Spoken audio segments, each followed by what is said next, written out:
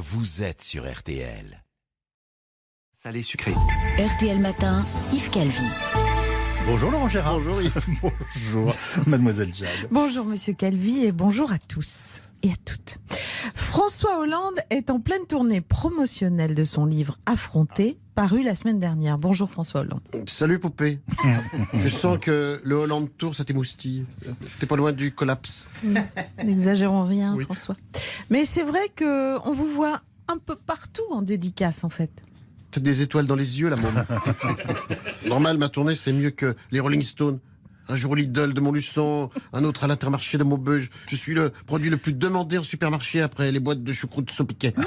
On m'appelle la tête de gondole dans le milieu. Mais qu'est-ce que c'est que ce bruit encore? C'est énervant ce machin là. bah oui. C'est mon bracelet électronique. Il est joli depuis que j'ai fait sortir les diamants, mais à chaque fois que je passe sous un portique, il se met à sonner.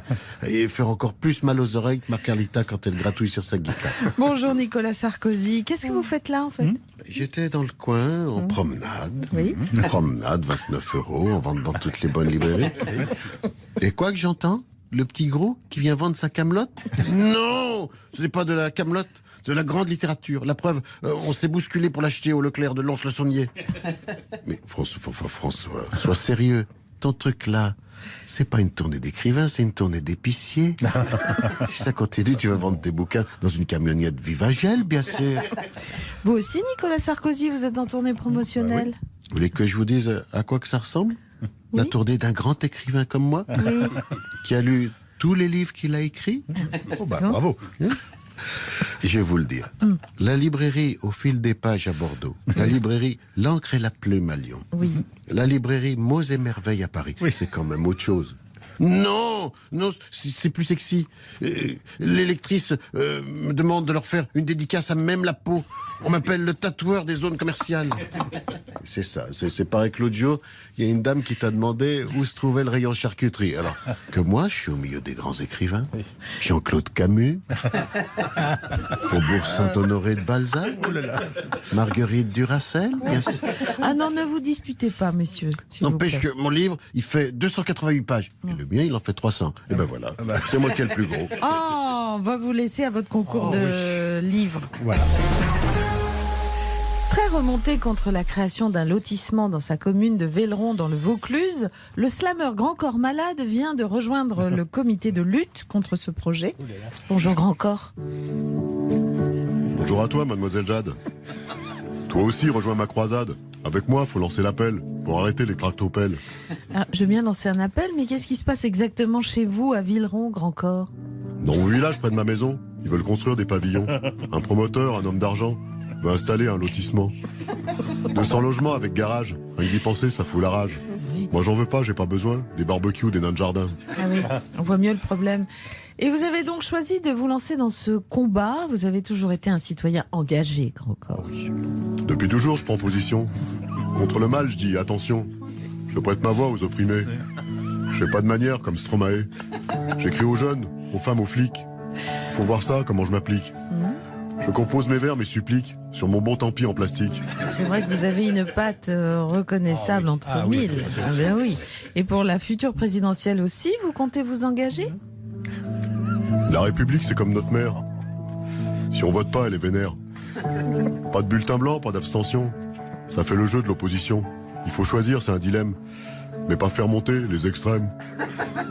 Le Pen Macron ou bien Zemmour, ça va cogner, il y aura du lourd. Malheureusement, il n'y a plus Bayrou.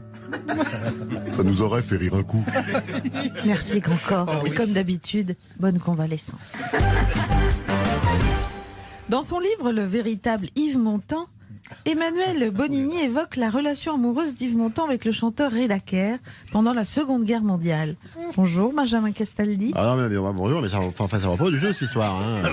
Pourquoi vous acceptez mal l'homosexualité de votre grand-père, c'est ça?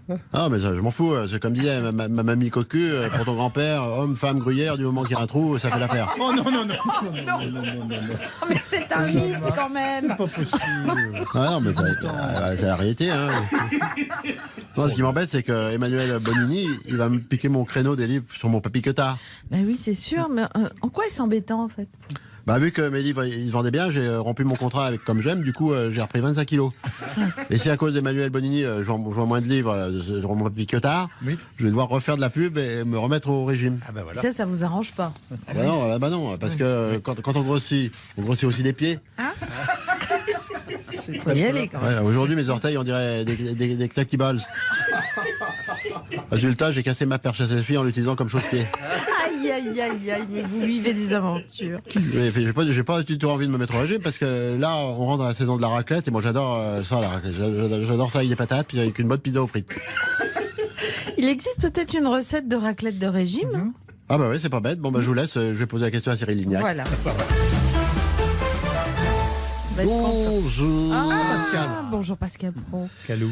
Quelle question allez-vous poser à 13h dans Les Auditeurs ont la parole? Oui. Eh bien, nous parlerons du mois sans tabac. Comment Emmanuel Macron va-t-il faire pour continuer à nous enfumer?